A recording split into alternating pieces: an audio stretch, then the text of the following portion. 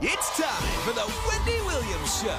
Today, get ready. RHONJ joins John Fugelsang and Siggy Flicker at the round table for an all-new session of Hot Talk. Plus, we're showing you the must-have fashion trends of the summer and all the latest juicy hot topics.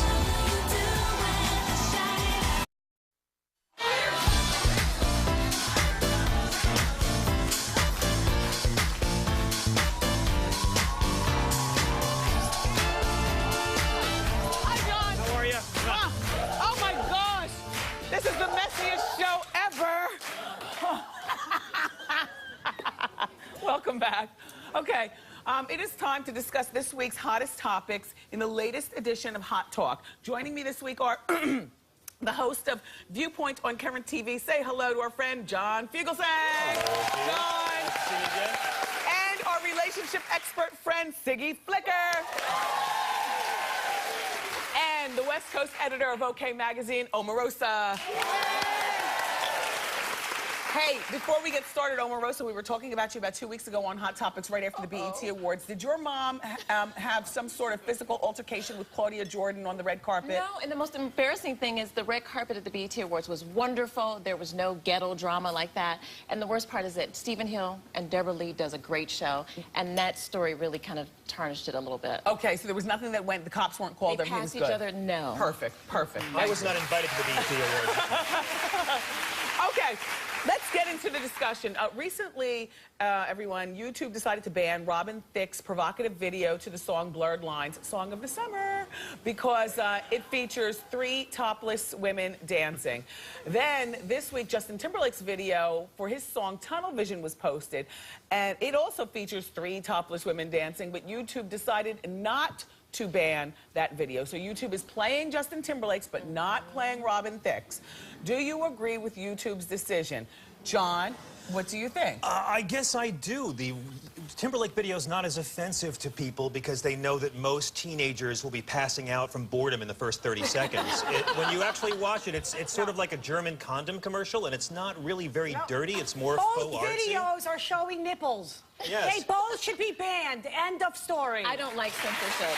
You don't like censorship? I don't like censorship, not artistic censorship, so I don't think that they should have banned it. It's artistic, and it's creative, and it's fun. Well, let me say. Here's an official quote from YouTube, their guidelines on nudity. Most nudity is not allowed, particularly if it's in a sexual content. If a video is intended to be sexually provocative, it's less likely to be acceptable. There are exceptions for some educational documentaries, scientific and artistic content. My thought is that with the, first of all, this is a very boring song. Justin Timberlake, that's not your best song. But I will say that the lighting, I guess, is artsy, and the actual song is a lot slower, and there's a fog machine.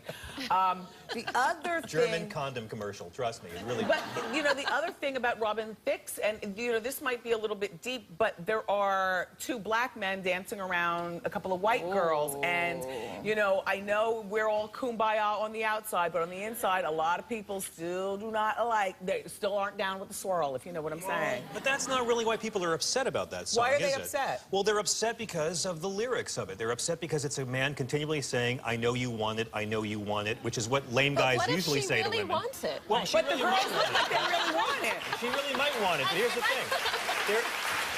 Well, it's good, because the girls obviously really want it, but I don't understand, if you're going to do one, you got to do it for the other. Exactly. It's not fair. And Robin Thicke's song, his song is better than Justin's. His song should be allowed, but It's the song of the summer. Here's why it's a problem for a lot of people. They're saying that the song is rapey. I personally have a bigger problem. Orgy-ish. Yes, well, I don't have a problem with the orgy part. I have a problem with, I do have a problem with a cute little adjective like rapey. That's kind of creepy to me. Yeah. But the fact is that throughout the song, if it had been called No Means Yes, people would have been a lot more upset.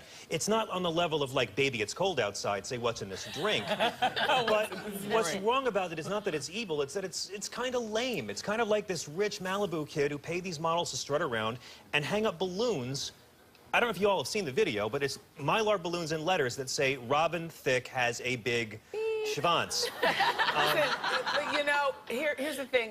We That's polled lame. at Wendy's show. 93% of you said if you're going to ban one, you ban both, and vice versa. So I do agree with that. I also think that as far as kids, there's a whole lot more on the internet in terms of nudity that kids can see. So it's kind of lame that one was banned and not the other.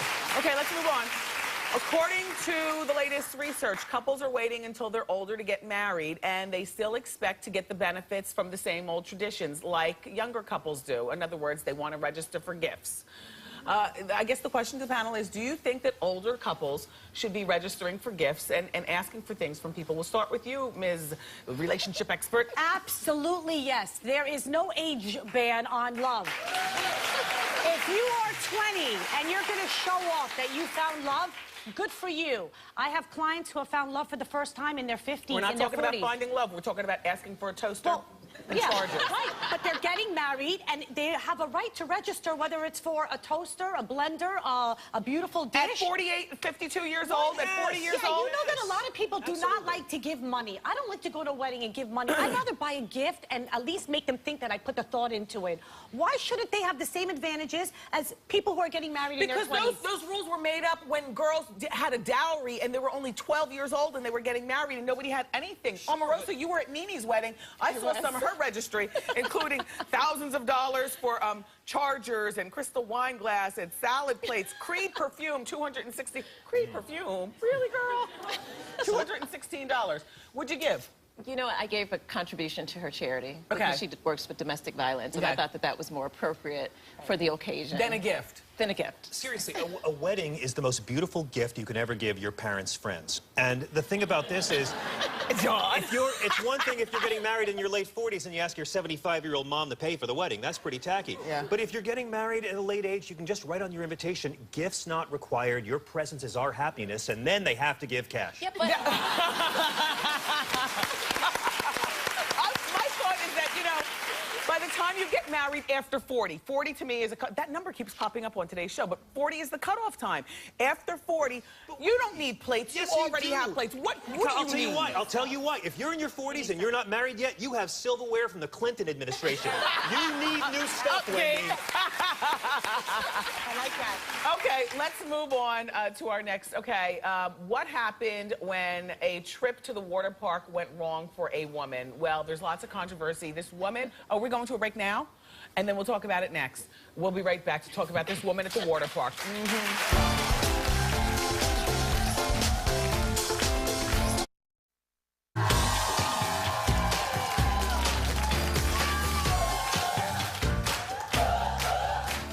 Welcome back. Okay, so there's this woman, we're doing Hot Talk panel, by the way.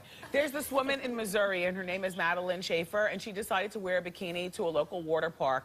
The officials told her bikini is too small. She was told to cover up or leave. When she refused, she was escorted out of the park. Let me read you the statement first, and then we're going to get into it.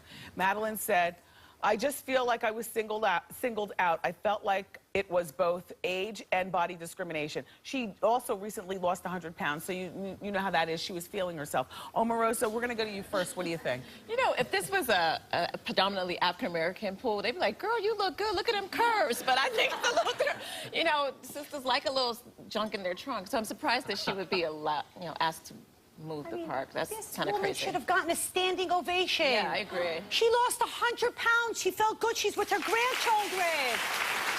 Why does everybody want us to look like Alessandra, Adriana, and Giselle? We're not all Victoria's Secret models, and I applaud her. I had to go get a little nip and tuck here. This woman's letting it all hang out at the pool. You got a nip tuck? I sure did When? 2 weeks ago. Good for you. Yes, I feel great. You look good. I got rid of the muffin top. Muffin top, see?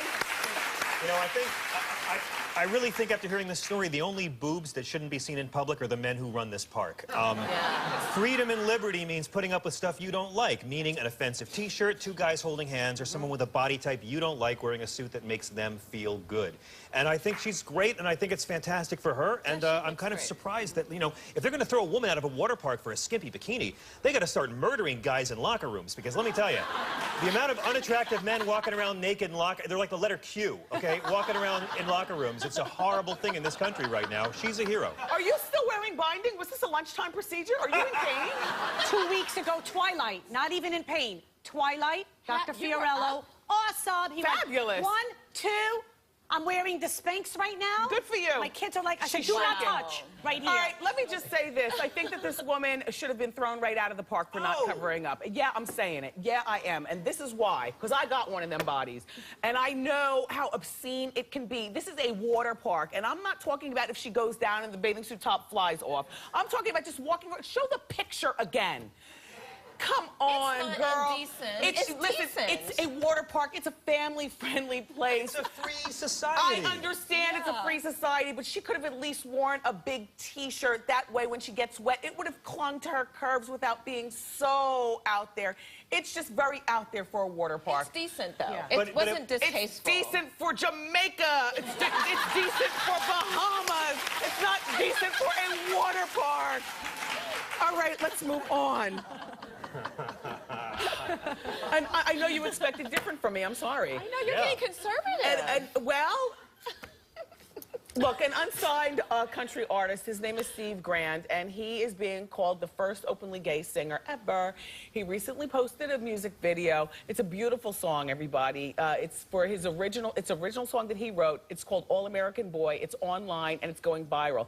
He's in love with this boy, and there he is, just singing. He's cute. Do you think, the question is, that country music is ready to accept an openly gay male?